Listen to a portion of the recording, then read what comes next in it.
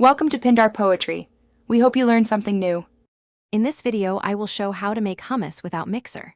Start by draining canned chickpeas and reserving a few tablespoons of liquid for texture, then roughly mash with a fork or potato masher. Gently fold in tahini, lemon juice, minced garlic, and olive oil while tasting for balance. Adjust salt and add a bit more liquid to reach your preferred creaminess. Finish with a drizzle of olive oil and a sprinkle of paprika before serving. Warm the chickpeas briefly to relax their skins and make mashing easier, then transfer to a sturdy bowl. Use a fork, potato masher, or the bottom of a sturdy cup to press and grind until you get a mostly uniform texture.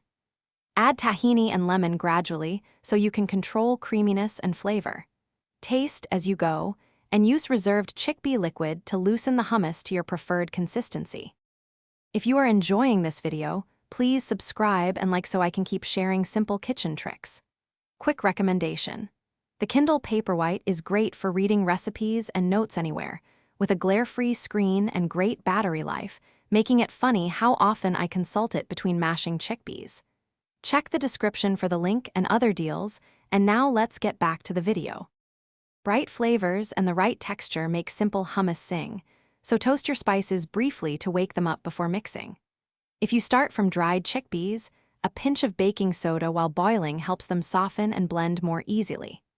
For a creamier mouthfeel without a mixer, be generous with tahini and olive oil, and slowly add reserved cooking liquid until the hummus reaches a smooth, spreadable consistency.